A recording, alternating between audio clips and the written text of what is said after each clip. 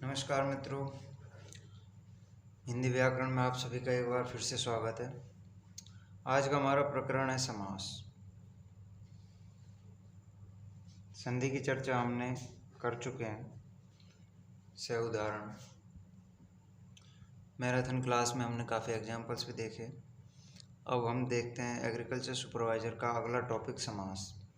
देखिए, बात करें विशेष तौर से एग्रीकल्चर सुपरवाइज़र की तो सिलेबस में समास विग्रह और समास विग्रह से समस्त पद का निर्माण इस तरह से दिया हुआ है। लेकिन समास विग्रह करने के लिए और समस्त पद का निर्माण करने के लिए हमें समास के 6 प्रकारों को जानना है और उन प्रकारों के जो 6 प्रकार हैं अव्यय, भाव, तत्पुरुष आदि के बारे में जानकारी भी होनी चाहिए। तभी हम समास विग्रह कर पाएंगे और समास विग्रह से समस्त पद का निर्माण कर पाएंगे। तो हम प्रकारों को भी जानेंगे। प्रकारों की बात करने से पहले हम जानते हैं समास क्या है। देखिए, समास में सम उपसर्ग है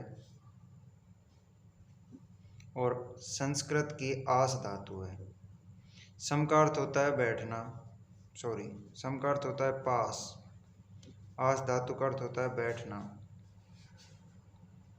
तो समास का शाब्दिक अर्थ हुआ पास बैठना। अभी पास किस तरह से बैठा जाएगा ये देखिए। एक एग्जाम्पल देखते हैं। जैसे रेल पर चलने वाली गाड़ी,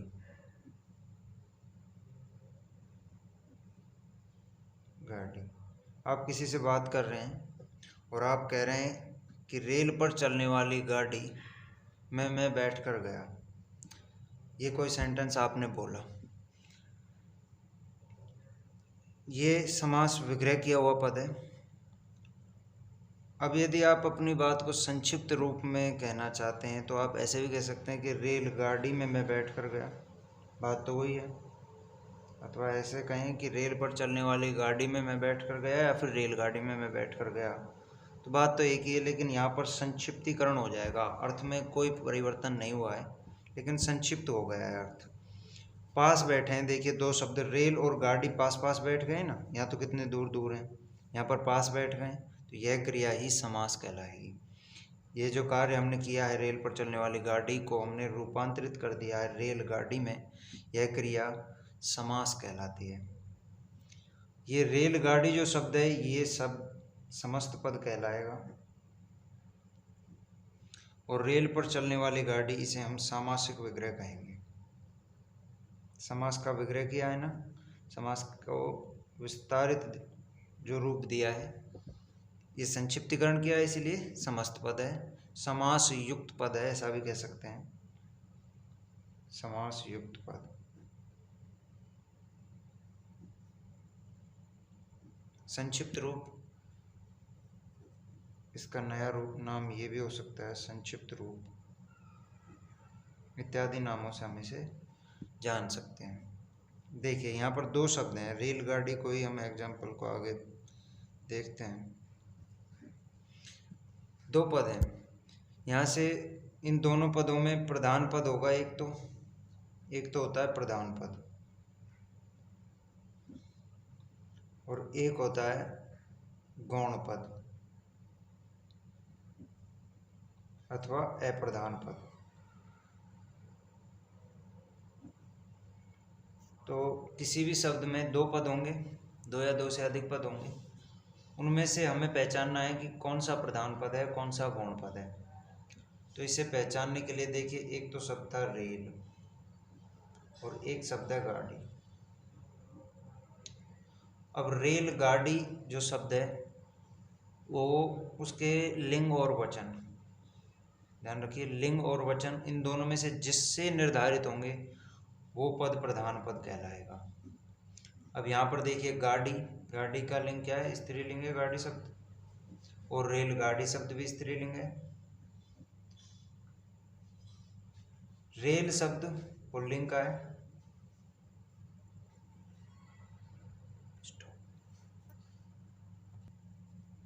तो रेलगाड़ी का जो इस समस्त पद है, इसका जो लिंग का निर्धारण हुआ है वो गाड़ी की वजह से हुआ है।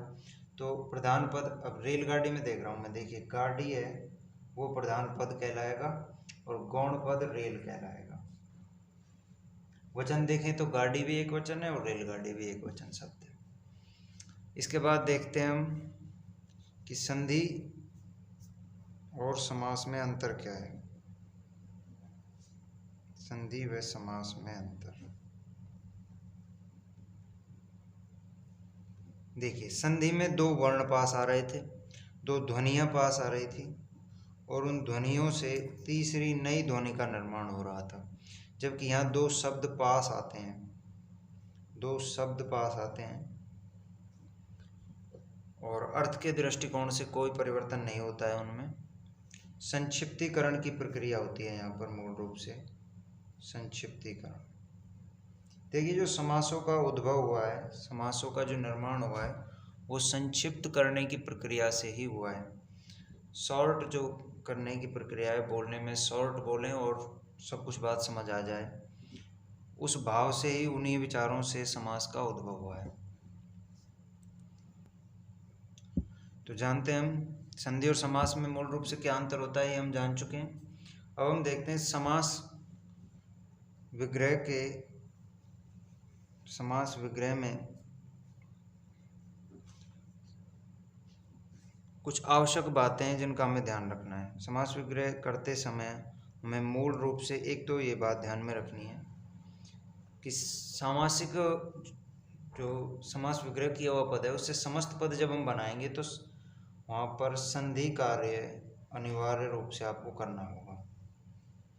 संधि कार्य अनिवार्य है समास के दौरान।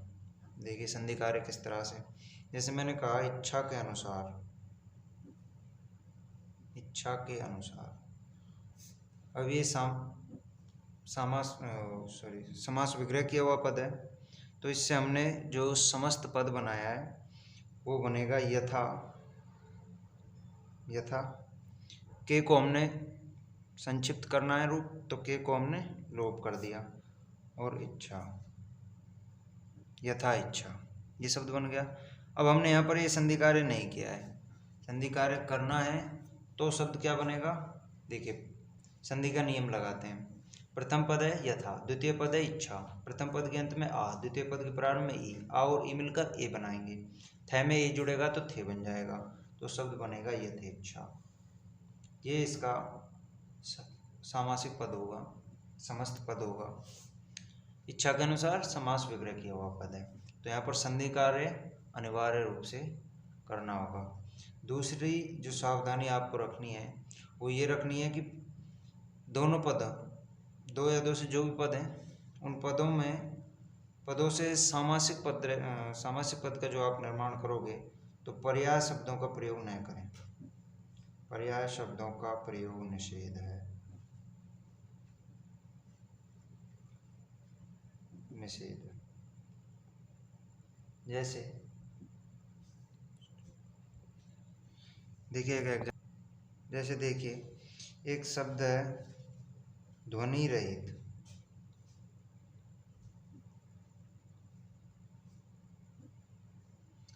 और एक शब्द होता है नीरव। देखिए नीरव का मतलब ध्वनि रहित हो सकता है, लेकिन जो इसका सामासिक पद होगा वो इस तरह से होगा, समास विग्रह किया हुआ पद रव से रहित, या फिर बिना रव के। यहाँ पर तो रहित में, रहित के स्थान पर बिना, यहाँ पर तो पर्याय शब्दों को प्रयोग कर सकते हैं, लेकिन रव के स्थान पर आपको पर्याय शब्दों को प्रयोग नहीं करना है। जैसे आप यदि ये लिख दें कि ध्वनि से रहित, यदि नीरव शब्द का सामासिक विग्रह आप ध्वनि से रहित करते हैं तो वो सही नहीं माना जाएगा, आपको रव से रहित ही करना होगा। वैसे रव का अर्थ ध्वनि होता है, लेकिन फिर भी आपको पर्याय शब्दों का प्रयोग, मूल जो पद है रव पद है इसमें आपको पर्याय शब्दों का प्रयोग नहीं करना है, बिल्कुल भी नहीं करना है। देखिए इसके बाद समास के भेदों की ओर जाते हैं। समास क्या होता है, सिक विग्रह क्या होता है, समास पद क्या होता है, समासिक विग्रह करते समय हम किन किन बातों का ध्यान रखना चाहिए, इस पर हम चर्चा कर चुके हैं। अब जाते हैं समासों के भेदों की ओर। समास के भेद देखिए 4 होते हैं अर्थ के दृष्टिकोण से। अर्थ के दृष्टिकोण से 4 और सामान्य रूप से 6 भेद होते हैं। सामान्य रूप से 6 भेद होते हैं। देखिए 2 में गड़बड़ कहाँ है। पहला अव्ययीभाव समास होता है, अव्ययीभाव समास।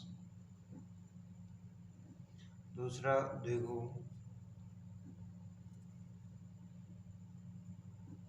तीसरा तत्पुरुष।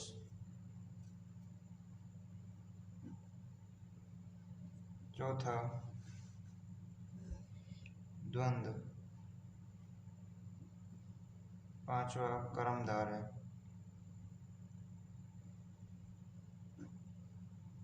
और छठवां बहुब्रीहि समास।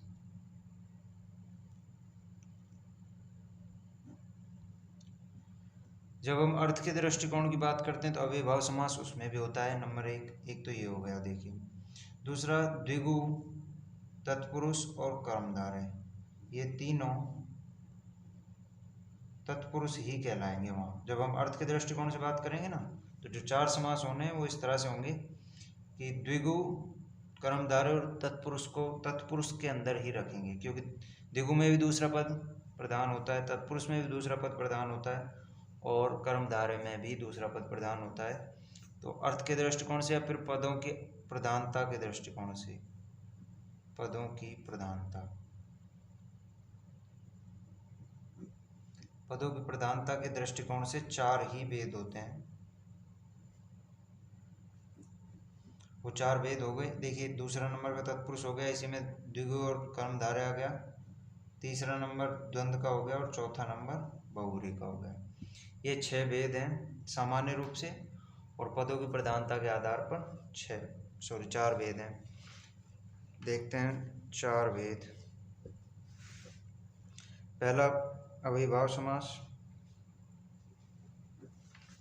अव्ययीभाव, इसमें प्रथम पद प्रधान होगा,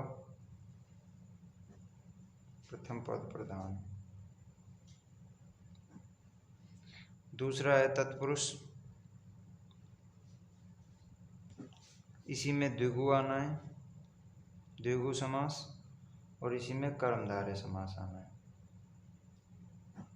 इसमें दूसरा पद प्रधान होता है, दूसरा पद प्रधान।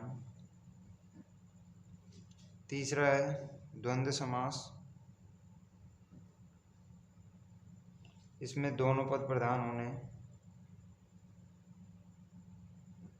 दोनों पद प्रधान। और एक आना है बहुब्रीहि, इसमें अन्य पद प्रधान होगा, अर्थात तीसरा कोई अन्य अर्थ निकलेगा 2 पदों से, उसी की प्रधानता होगी।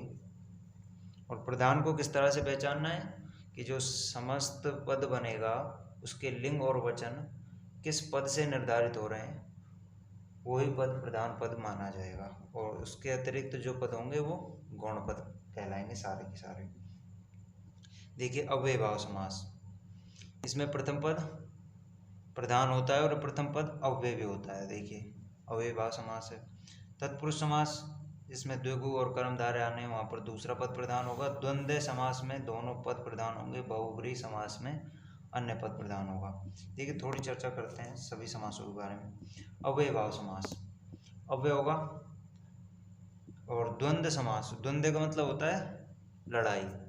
लड़ाई 2 के बीच होती है, 2 बराबर के हों तभी होती है लड़ाई, अदरवाइज लड़ाई स्टार्ट होने से पहले ही खत्म हो जाएगी यदि दोनों पक्ष बराबर के नहीं है तो दोनों पक्ष बराबर के होंगे द्वंद्व समास में, और दोनों ही प्रधान होंगे। बहुब्रीहि समास में तीसरा। तो चर्चा प्रारंभ करते हैं अव्ययीभाव समास से। अव्ययीभाव समास, देखिए पहला पद अव्यय होगा, पहली बात तो यह है कि प्रथम पद अव्यय, और अव्यय वाला पद है वो ही प्रधान होगा। दूसरा, प्रथम पद उपसर्ग होगा। प्रथम पद उपसर्ग भी हो सकता है, क्योंकि उपसर्ग भी सारे के सारे निपात होकर अव्यय बन जाते हैं। संस्कृत भाषा में जो 22 उपसर्ग हैं वो सारे के सारे यहाँ आ जाएंगे। तीसरा, इस समास में जो अविकारी पद होगा, जो प्रथम पद होगा वो अविकारी होगा। अव्यय होगा, अविकारी होगा, बात एक ही है। साथ ही साथ इसमें पुनरावृत्ति वाले शब्द भी आएंगे, ये ध्यान देने योग्य बात है। पुनरावृत्ति वाले शब्द अव्ययभाव समास के अंतर्गत रखे जाएंगे, जैसे रातों रात, दिनों दिन इत्यादि पुनरावृत्ति वाले शब्द अव्ययभाव समास के अंतर्गत आएंगे। एक खास बात यह है कि समासों में देखिए संधि जो कार्य हो रहा था वहाँ पर सारे के सारे तत्सम शब्द थे, हमने पढ़े थे। जो यहाँ पर तद्भव शब्द भी आएंगे, साथ ही साथ उर्दू भाषा के शब्द भी आएंगे, क्योंकि यह व्यवहारिक है। समास कार्य वहीं पर हो सकता है जहाँ व्यवहारिकता दिखे। जैसे मैं कहूँ गाय के सींग, ये व्यवहारिक रूप से संभव है कि गाय के सींग होते हैं, इसीलिए गाय के सींग में समास हो सकता है। लेकिन यदि मैं कहूँ कि खरगोश के सींग, खरगोश के सींग, अभी व्यवहारिक रूप से संभव नहीं है, तो इसमें समास कार्य नहीं हो सकता, इसी में संभव है। तो ये समास की चर्चा कर ली। अव्ययभाव समास देखते हैं, कुछ एग्जाम्पल भी देखते हैं अव्ययभाव समास के। ये देखिए, एक शब्द है यथास्थान। अब इसका हमें सामासिक विग्रह करना है यथास्थान का। तो स्थान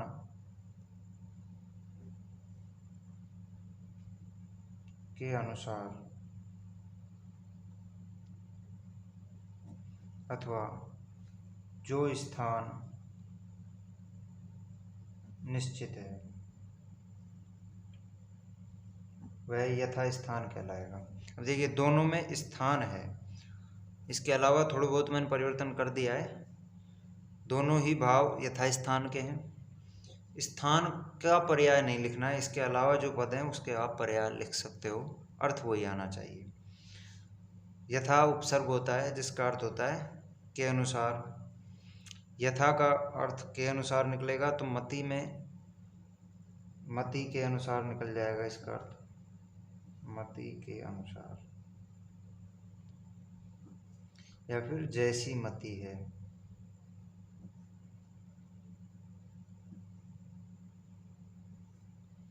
अब देखिए शक्ति के अनुसार ये सामासिक विग्रह है, इसका समस्त पद बनाना है। के अनुसार के लिए यथा उपसर्ग का उपयोग करना है, यथा, और शक्ति है तो शक्ति का उपयोग करना है, शक्ति पद है ही सही, जिसमें कोई परिवर्तन नहीं कर सकते आप, शक्ति की जगह कोई पर्याय नहीं रख सकते। देखिए जैसा संभव है, जो स्थान निश्चित है, तो यहाँ पर भी देखिए कॉमन है, तो यथा उपसर्ग का ही प्रयोग करना है, यथा संभव, ये इसका सामासिक पद बनेगा। अब देखिए कुछ उर्दू भाषा के भी शब्द हैं, जैसे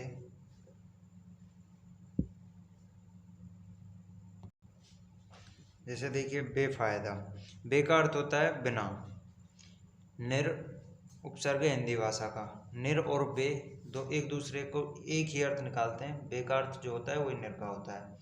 यहाँ पर भी देखिए, यहाँ पर भी जो बे है उसका अर्थ भी नकारात्मक ही निकलेगा। अब देखिए बेकायदा, बेफायदा, फायदे से रहित, फायदे से रहित, फायदे के बिना, दोनों ही सही है, बिना।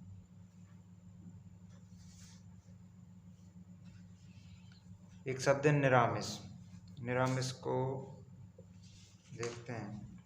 देखिए जो निरामिष शब्द है,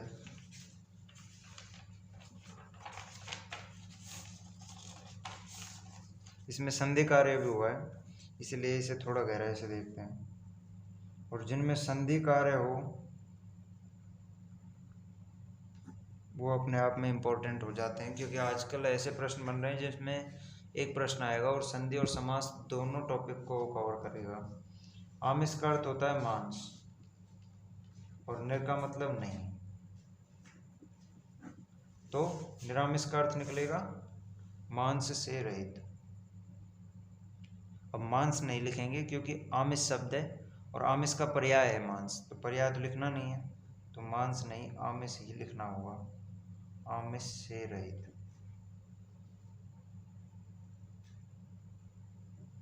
अथवा आमिष रहित अथवा आमिष के बिना।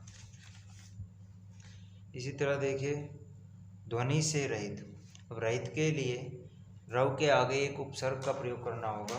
रहित के अर्थ वाला उपसर्ग है नी, और रव को पीछे लगाएंगे तो रव, नीरव शब्द बनेगा जिसका अर्थ होता है नी का मतलब नहीं और रव का अर्थ रहित, आवाज, ध्वनि। तो नीरव का अर्थ ध्वनि से रहित जो स्थान होता है उसे नीरव कहा जाता है।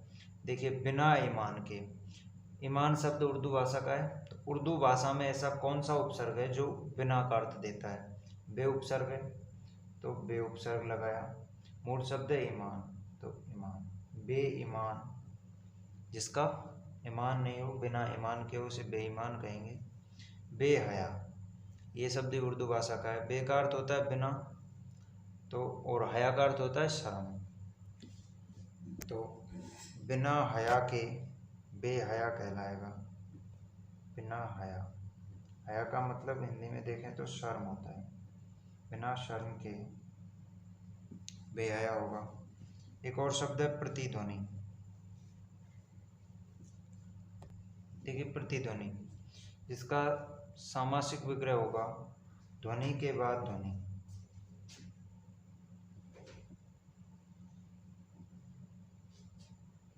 प्रतिध्वनि कहलाएगी। प्रति का अर्थ होता है प्रत्येक, अथवा पुनरावृत्ति के लिए भी इस उपसर्ग का प्रयोग किया जाता है। एक और सामासिक विग्रह किया हुआ शब्द है प्रत्येक रात। एक और शब्द है प्रत्येक रात नहीं, सतह, प्रत्येक शत, हर 100 पर कहलाएगा प्रति शत। प्रत्येक के लिए आपको प्रति उपसर्ग का प्रयोग करना है। पुनरावृत्ति दर्शाने के लिए भी प्रति उपसर्ग का प्रयोग हो सकता है, अनुपसर्ग का भी प्रयोग हो सकता है। अब देखिए और शब्द हैं आजीवन। अब इन सभी शब्दों में अव्ययभाव समास है, और कौन कौन से शब्दों में अव्ययभाव समास होता है इसकी हम पहचान कर चुके हैं। उपसर्ग हो, इसके अलावा अविकारी शब्द हो। लेकिन उपसर्गों में नकारात्मक अर्थ प्रदान करने वाले जैसे निर है, अन है, ए है, ये उपसर्ग नहीं आ सकते। ये उपसर्ग तत्पुरुष समास में चले जाएंगे। तत्पुरुष में एक भेद होता है नन तत्पुरुष समास, तो ए, अन, ये उपसर्ग नकारात्मक अर्थ प्रदान करने वाले तत्पुरुष समास में चले जाएंगे। एक और शब्द है आजीवन। आ का आ उपसर्ग है इसमें, और आ का अर्थ होता है तक अथवा से। देखिए आजीवन, जीवन, रहने तक, अथवा जीवन पर्यंत। पर्यंत का मतलब भी तक ही होता है। जीवन मैंने परिवर्तित नहीं किया है, इसके अलावा ऐसे कोई भी शब्द आप रख सकते हो जो आजीवन का अर्थ दें। ऐसे एक शब्द है आमरण।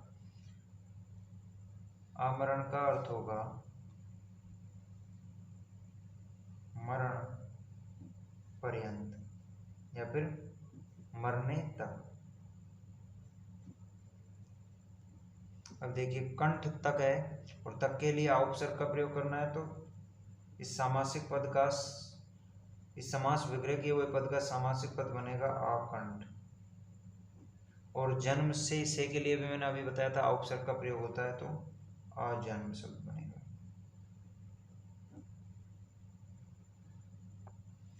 देखिए कुछ और एग्जाम्पल्स। देखिए सानंद, इसमें संधि कार्य हुआ है तो पृथक कर लेते हैं। से आनंद, ये इसका संधि विच्छेद है। ए के बाद आ है तो समान वर्ण है आ का निर्माण हो गया, और आ से में जुड़ा तो सा बन गया। शब्द समझ आ गया। सानंद किसे इस प्रकार से बना है।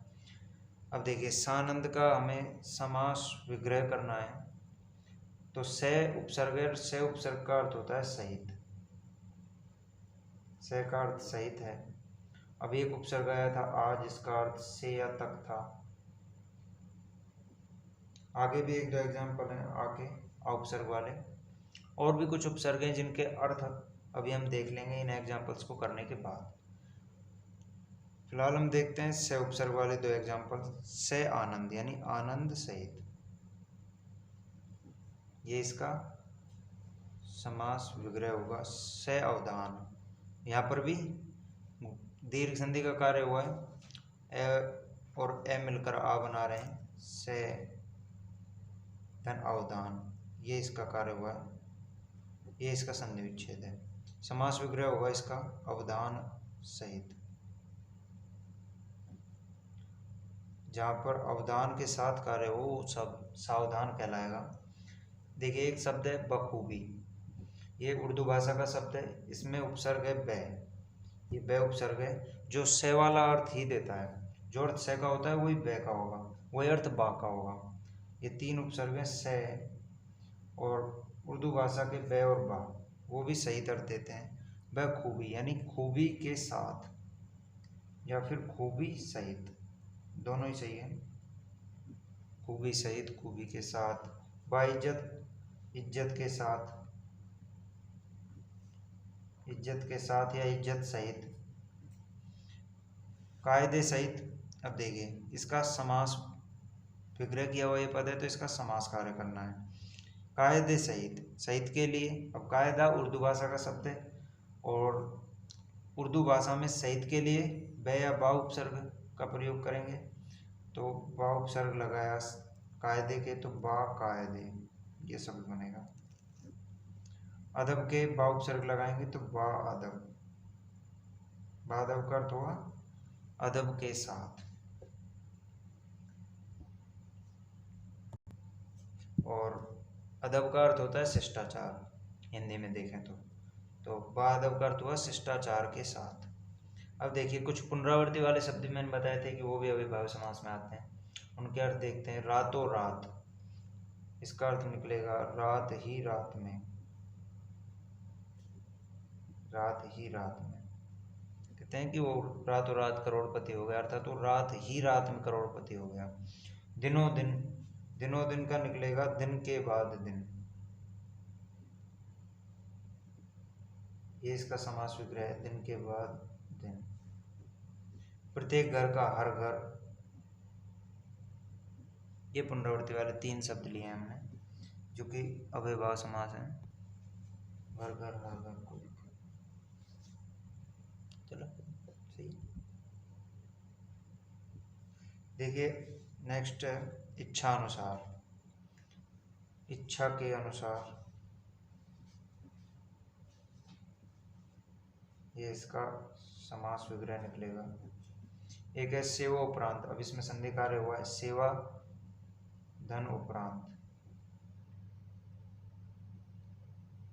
आगे बाद ओ है तो ओ में परिवर्तित हो जाएंगे, वह में ओ जुड़ेगा तो वो बन जाएगा और शब्द बनेगा सेवा उपरांत, अर्थात सेवा के बाद।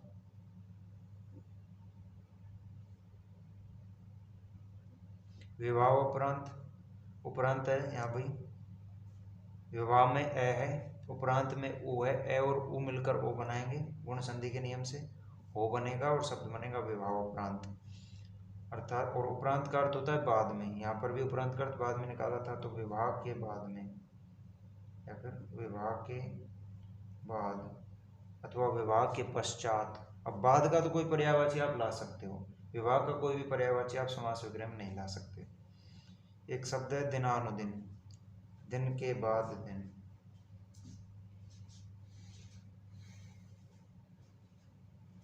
दिन के बाद दिन। एक शब्द है परोक्ष, अब इसमें पर उपसर्ग है, पर परोक्ष और अक्षी, इसमें मूल शब्द है।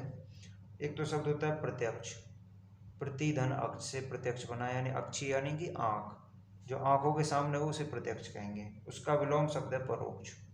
अथवा अप्रत्यक्ष भी उसका विलोम शब्द हो सकता है। परोक्ष यानी कि अक्षी के सामने जो नहीं है, अर्थात अक्षी से परे, अक्षी से परे या अक्षी से दूर। एक शब्द है अत्याधुनिक, अति उपसर्ग है इसमें, और अति का अर्थ होता है से अधिक अथवा ऊपर, ये इसके अर्थ निकलते हैं। तो आधुनिक से भी ऊपर अत्याधुनिक कहलाएगा, अर्थात आधुनिक से भी आधुनिक, आधुनिक से भी आधुनिक अत्याधुनिक कहलाएगा। अब देखिए दो शब्द हैं, आपाद मस्तक और आजानुबाहु। ये कॉम्पिटिटिव एग्जाम्स में काफ़ी बार पूछे गए हैं। दोनों शब्दों को थोड़े डिटेल से देख लेते हैं। देखिए इसमें आ उपसर्ग है, इसमें आ उपसर्ग है, और मैंने बताया था आ उपसर्ग का मतलब तक या से होता है। पाद का अर्थ पैर होता है, मस्तक का अर्थ सर है। यहाँ पर आ उपसर्ग है, जानु का अर्थ होता है घुटना, और बाहु का अर्थ भुजा। अब देखिए आपाद मस्तक यानी कि पाद पैर, तो पैर से, आ उपसर्ग का मतलब से निकलेगा, से मस्तक तक, पैर से लेकर मस्तक तक आपाद मस्तक होगा। आजानुबाहु यानी कि घुटनों से